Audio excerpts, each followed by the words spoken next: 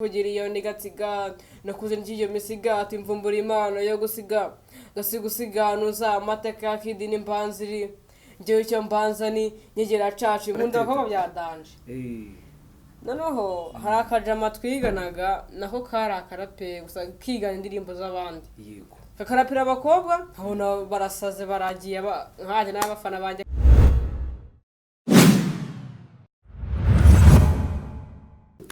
Ikaze rero bakunzi bacu ba Ram TV aho tugenda tubagezaho ibintu bitandukanye. Uyu munsi twagarutse na showbiz. Uyu munsi rero ngo turi kumwe nande turi kumwe n'umusani cyane, n'umwana ukiri mutoya ariko biragaragara ko muri vision ye azagenda akora ibintu bitandukanye ndetse bizatungura n'abanyarwanda. Ikaze mu kiganiro. Murakoze. Yego. Nanjye nitwa Kid Drum. Kid Drum. Wow. Nshimiye abakunzi ba Ram TV. Yego. Badukurikiye aka kanya. Yego. Kandi mujye mwibuka gukanda subscribe, share ndetse na comment. Ngo tubone ko muri abafana nyine batwemera cyane. Gusa nyine nawe numvishe imirongo yawe itoroshye. Ibigwi birivugira. Okay, ngaho rero banza utema abanyarwanda wabwira uti uyu ni we nje.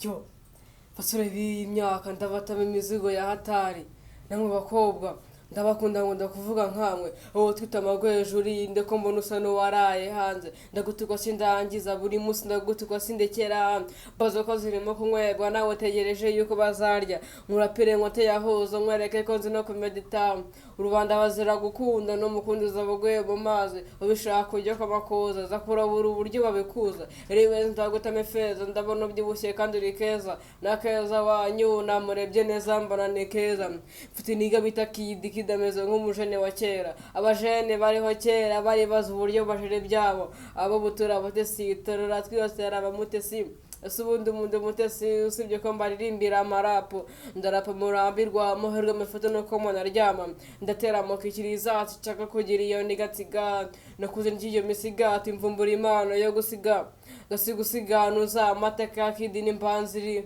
ngewe icyo mbanza ni nyegera cacu imvugo rero uya kondo bamushuna ndefu dunia mpaya nzaye babanamo mfite akamaro karenze gapoto uzamura umutwe ndaguha support wewe ni gutapa bya bikote ufite code ngo na hano tukwerekeza bota baje mu bafite boroto kote ya tete twe dufite la tete pempe te gutamone fer sese turakona mero ameze nk'umuntu guri kwimare ya nyamana nyingi ndi super Kid ukiri muto ushaka mahiti roshonora fati ipiso uratayera ko guhaira peace pa biratunguranye cyane kubona umwana muto nkawe afite impano igeze aho ngaho pe. Bitungura benshi. Ibi bintu byaje bite? Ukuntu byazamutse ngewe guhera kera mfite akageso. Ufite ingeso uyo gutereta nkunda ko byadanje. Noneho hari akajama twiganaga nako kari akarape gusa kigana indirimbo z'abandi. Yego. Kakarapira abakobwa nkabona barasaze baragiye nkaje n'abafana banje karabajyanye. Yego. Ndabati noneho nanjye ndashaka uburyo nanjye mbigarurira. Bro namaze icyumweru ntaza ku ishuri ndi kumedita boro za danje. Yego.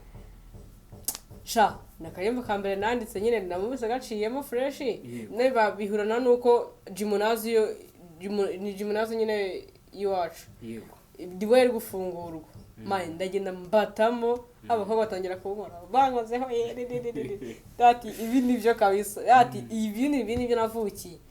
Ubwo nyine nshimira akora aho twarakundanye. Yego. Bitaga Kenya niko kabanje kubimanurira asanga aragahanuza kabanje kumbwira ati David Kid nyine Kid witwa Kid. Yego. Ngewe mbona nukuru uzaba umustar nyine nkumva ni ibintu ari kundata savye nyine urabizi abakobwa bakundana dutoma bagenda batera abahungu. Numva arimo arantakagiza ntabyo. Yego. Ariko nyine byaje gucamo ubu ngubu ubu ngiye kujya nanjye nkorera kuri Ram TV yego cyane ko hari n'ibikoresho abantu bafite impano bajya baza ntabwo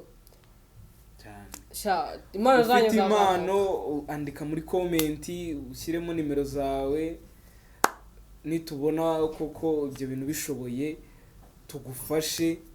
Gusa nyine nawe hari ikintu cyawe cyanunguye cyane ku myaka yawe isa nkaho ikiri mitoya, numvisha utunguranye cyane. Abakunzi ba Ram TV wababwira nka YouTube yawe cyangwa se niba wenda utarayifungura ukababwira igihe uzayifungurira bakahita bajyaho bagakora subscribe. Reka mere kuri TikTok wewe kugira ngo uzamuke uhera hasi reka kugira ngo umeze mbabwira reka mbanze mere hasi. TikTok yanjye yitwa Kid Drum.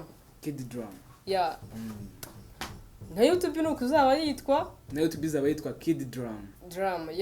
Ubwo bikunze nazo vuba hana nayo ndayifungura uko vanjye kuyambakora utugoma 4 yego cyane kabisa ndakwemeye. Uri umwe mu ba jeune bakiri batoya bafite imana idasanzwe. Yego byagiye bitungurana bamwe mu bantu byagiye bigora n'abaraperi babyinjiyemo bakuze, ariko nkamwe muba muri kubitangira mukiri batoya hari igihe ejo heza hanyu haba heza cyane kurushaho. reka mabwe n'ikintu kimwe buri abatari bazi. Yego ubundi umuraperi wa nyawe ahera mu bwana ari umurapa. Bari abahanzi bari abaraperi bamara kuba abaraperi ari uko bakuze usanga ari swing, urabizi ko bakunda bacuma imbaho nyine bakumbita imbaho fo ngo nibwo imirongo iza. Rero iyo uri umuraperi wa nyawe bizura umwana nta kintu ubu ngiye ndera ngo nta kiyobyabwenge na kimwe ndakoresha. Rero nyine nimba uracyaniga ariko hari ndiga nimba uri umuraperi uri umwana zamurimo shaka uburyo y'abana yawe zamukana ukiri umwana ho n'umara gukura uzaye mu ngeso mbi kugira ngo uzamuke bizasaba ko unywa ibyo biyobyabwenge.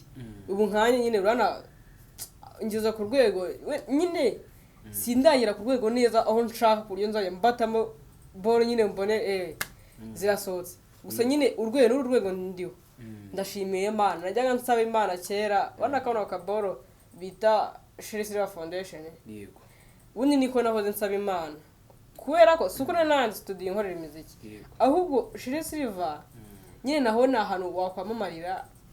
Gusa nyine numvaga ngiye nyine no gupfusha tu natereka meze pe gusa ka Shirisiva gato nyine ntago byari urwego rwanye. Gusa nyine numvaga najyayo nyine tu Imana igiye kunsubiza imibirenze ibyo nayisabye ndanayishimira. Ibintu bise studio ubu mfite genge ngera genge turamedita 4 cyane rwose.